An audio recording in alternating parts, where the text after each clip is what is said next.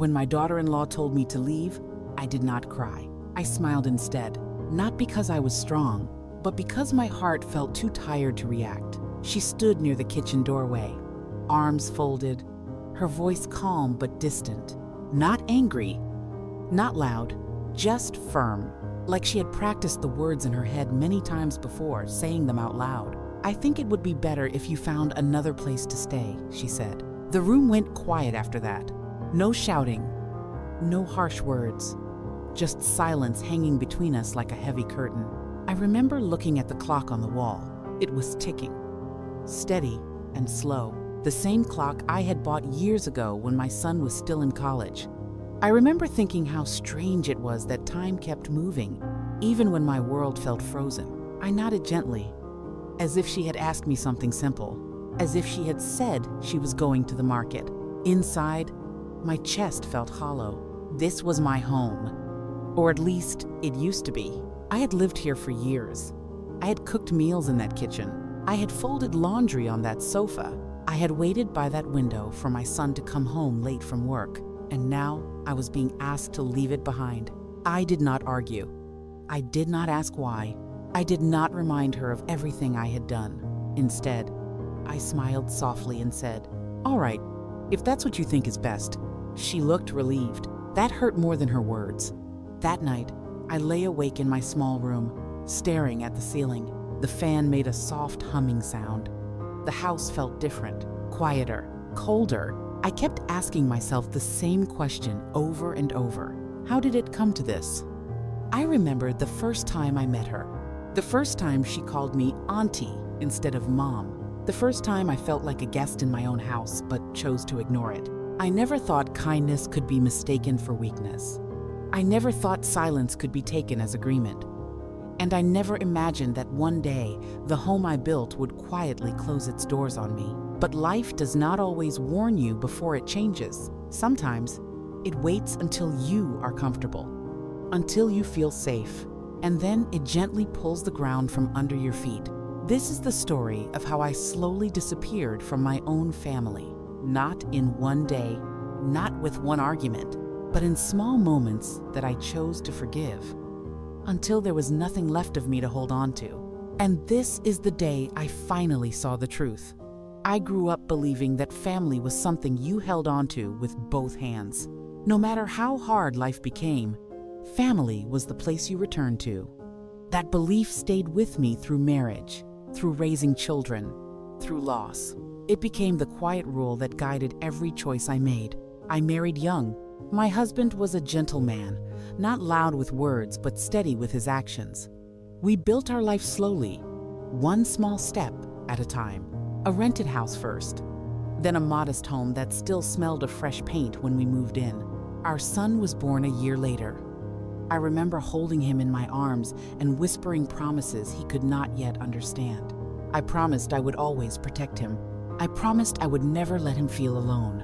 As the years passed, our house filled with noise, school bags by the door, shoes scattered where they didn't belong, laughter, arguments, and quiet evenings all mixed together. I was not a perfect mother. I made mistakes. I spoke too much sometimes and stayed silent when I should have spoken. But everything I did came from love, even when it didn't look that way. When my husband passed away, the house changed. The silence became heavier. Rooms felt larger than they used to. Some nights, I would sit alone at the kitchen table long after dinner, just listening to the clock. My son became my anchor. He checked on me more often. He stayed longer during visits. I could see worry in his eyes, even when he smiled. When he told me he had met someone, I felt relief. I wanted him to have companionship, warmth, a future brighter than the quiet life I had settled into. I told myself this was how life moved forward. I met my daughter-in-law on a sunny afternoon. She was polite, well-spoken, careful with her words. She smiled often, but her eyes stayed guarded. I noticed it, but I told myself not to judge. People take time to open up. The wedding was small, nothing fancy, just close family and a few friends. I remember watching them exchange vows and feeling proud, hopeful, and just a little unsure. After the wedding, they asked me to move in with them. They said it made sense. They said family should stay together. They said they didn't want me living alone anymore. I hesitated at first. That house held so many memories. Every corner had a story. Every wall echoed with the past. But my son insisted, and so did my daughter-in-law, gently, politely, with words that sounded kind. So I agreed. Moving day came quietly. I packed only what I needed: clothes, a few books, old photographs wrapped carefully in cloth. When I arrived at their home, I told myself this was a new beginning. I told myself to be grateful. I told myself not to get in the way. At first, things were peaceful. I woke early. I cleaned quietly. I cooked meals and left the kitchen spotless. I tried to be invisible without being absent, present but not involved, helpful but not interfering. My daughter-in-law thanked me often. Her words were polite, her tone was calm, but something about her gratitude felt distant, like it came from duty, not warmth. I brushed those thoughts away.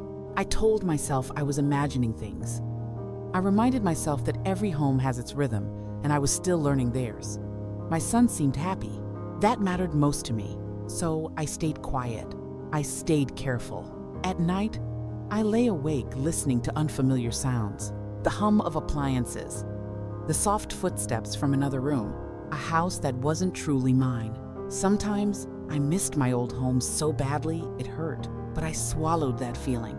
I told myself sacrifice was part of love. I didn't know then that this quiet beginning was only the calm before something much heavier. I didn't know that small moments, barely noticed, were already shaping the days ahead. And I didn't know how quickly kindness could start to feel like something taken for granted. I believed I was safe. I believed I still belonged, and that belief would soon be tested in ways I never imagined. At first, the changes were so small that I almost felt silly noticing them. A look that stayed a second too long. A silence where there used to be easy talk. I told myself it was nothing. People get tired. Life gets busy. My daughter-in-law, Ria, used to ask me about my day.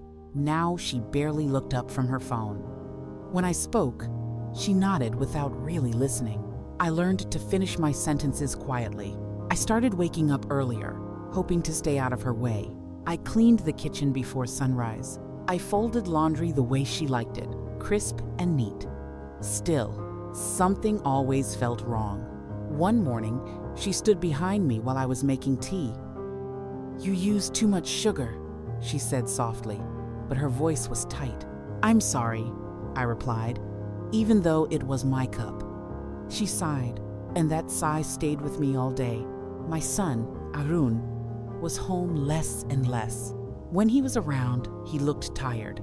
I wanted to tell him how lonely I felt, but the words stayed stuck inside me. A mother does not want to be a burden. At dinner, conversations grew shorter. Sometimes they spoke in low voices after I went to my room. I heard my name once or twice, whispered like a secret. I lay on my bed, staring at the ceiling, pretending not to hear. I began to question myself. Was I doing something wrong? Was I asking for too much just by being there? These thoughts came quietly, but they did not leave. One evening, Ria rearranged the living room. She moved the chair where I used to sit near the window. When I asked why, she said, "It blocks the light." I nodded and smiled, even though that chair was where I felt calm. The house no longer felt like home. It felt like a place where I had to earn my space. I walked carefully, spoke softly, and stayed invisible. Still, the tension kept growing. There were days when I missed my old life deeply. My small kitchen, my radio playing soft songs, the freedom to breathe without feeling watched. But I reminded myself I was here for family. One afternoon, I overheard Ria on the phone. "I need my own space," she said. I didn't sign up for this. Her voice was calm, but the words cut deep. That night, I did not sleep. I sat by the window, watching the streetlight flicker. I realized something had shifted for good. The warmth was gone, replaced by quiet distance. I still hoped things would get better, I believed love could fix small cracks, but deep inside, I felt the ground slowly breaking beneath me. I just did not know how far it would go. I still remember the sound of the clock that evening. Tick, tick, tick. It was loud in the quiet house, louder than my own thoughts. I was sitting alone at the kitchen table, the same table where we once shared meals, laughter, and small talk about the day. That night, the table felt too big for one person. The chair across from me was empty, and for the first time, it felt like it was meant to stay that way. Earlier that day, something small had happened. At least, it looked small on the surface. I had folded the laundry, all of it, neatly, slowly, with care. I placed the clothes in separate piles, just the way I always did. Shirts together, towels together, socks paired gently. I thought it was a simple way to help, a quiet act of love. When my daughter-in-law saw it, she stopped in her tracks. "I didn't ask you to do that," she said. Her voice was not loud. It was calm, too calm. I smiled softly and said, "I just wanted to help." She sighed, not angrily, not sharply, just tired. "Please don't touch our things without asking," she said. "Our things." The words sat heavy in my chest. I nodded, even though my hands had started to shake. I apologized, even though I wasn't sure what I had done wrong. She walked away, and I stayed there, staring at the folded clothes like they were a mistake I could not undo. That night, my son came home late. I heard the door open and close. I waited, hoping he would come into the kitchen and sit with me, even for a moment. He didn't. I heard whispers instead. Low voices from behind a closed door. My name floated through the hallway like a shadow. I did not mean to listen, but when your heart is already aching, even silence feels loud. "She doesn't understand," my daughter-in-law said softly. "I know," my son replied, "but things have changed." Changed. That word followed me to bed. It lay beside me in the dark. I stared at the ceiling, blinking back tears that never quite fell. I told myself I was being sensitive. I told myself families go through phases. I told myself love does not disappear so easily. But deep down, something was breaking. A few days later, it happened. We were all in the living room. The television was on, but no one was really watching. The air felt heavy, like before a storm. My daughter-in-law stood near the window, arms crossed. My son sat on the couch, eyes fixed on the floor. She cleared her throat. "We need to talk," she said. Those words never mean anything good. I sat up straight, folding my hands in my lap. I felt like a child waiting to be scolded, though I did not know my crime. She spoke slowly, carefully, like she had practiced this conversation many times. "This living arrangement isn't working anymore." In disdain, I looked at my son. He didn't look back. "I think it would be better," she continued, "if you found another place to stay." For a moment, I didn't understand. "Another place? Stay? I'm sorry?" I asked quietly. She took a breath. "You should leave." The room went silent. I smiled. I don't know why. Maybe my face was trying to protect my heart. Maybe I thought if I smiled, the words would hurt less. "Oh," I said, "if that's what you want." That was the moment I realized my kindness had been mistaken for obligation, the moment I saw that my presence was no longer comfort, but burden, the moment I understood that love, when taken for granted, slowly turns invisible. I stood up slowly. My legs felt weak, but I did not let it show. I walked back to my room and closed the door gently behind me. No one followed. No one knocked. No one said, "Wait." I sat on the bed and looked around.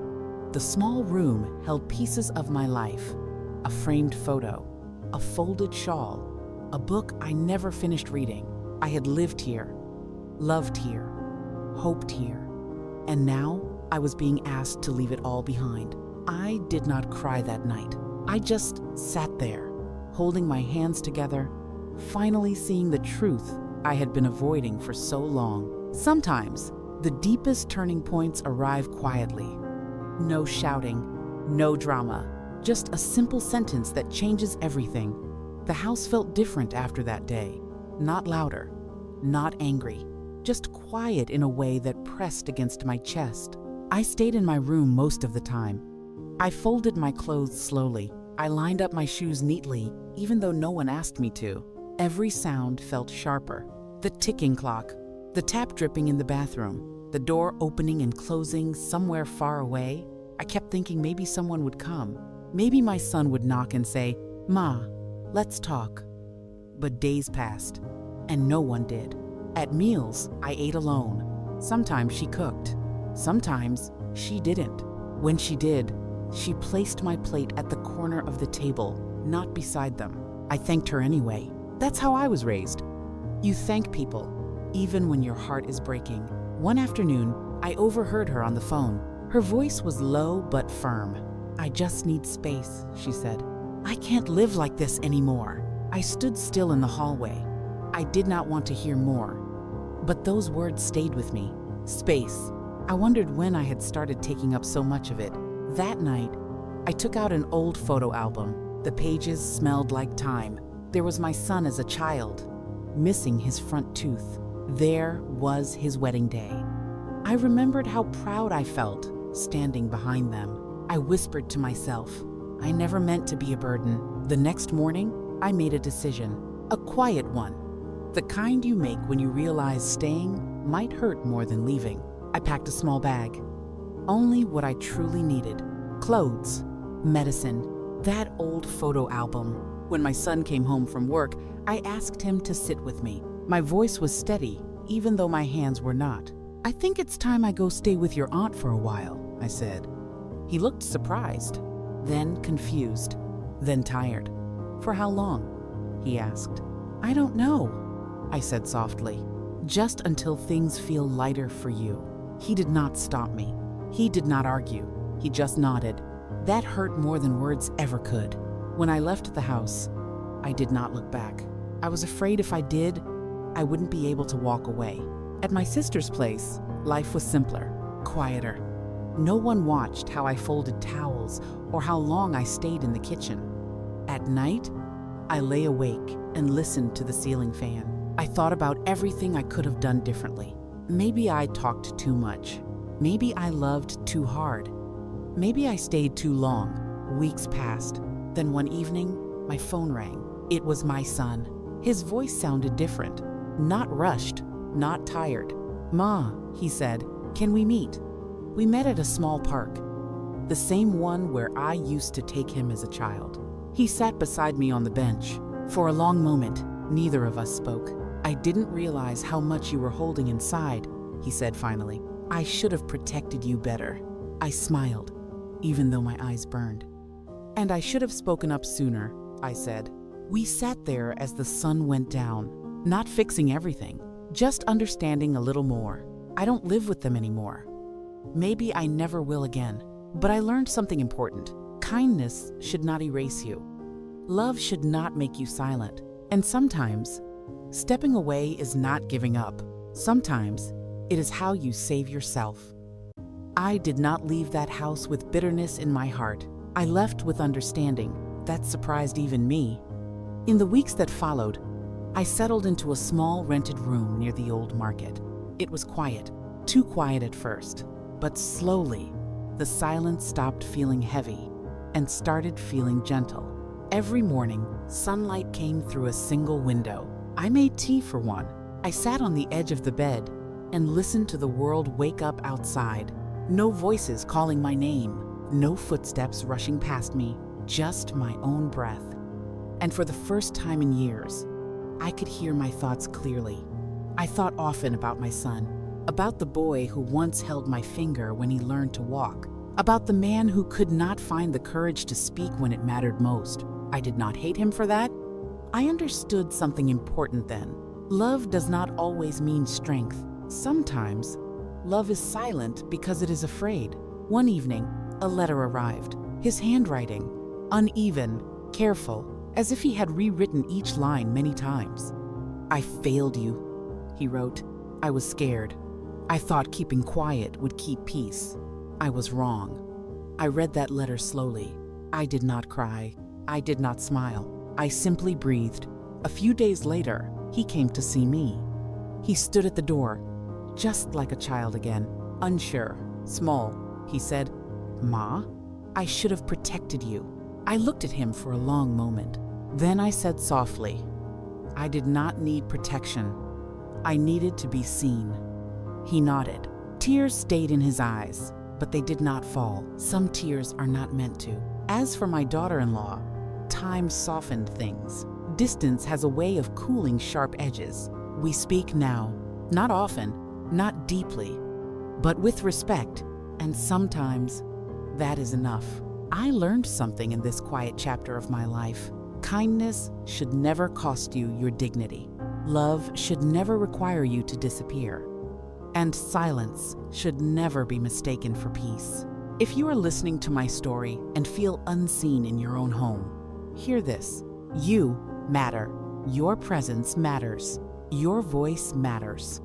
Sometimes, the bravest thing you can do is step away. Not in anger, not in hate, but in quiet strength. I did not lose my home that day. I found myself.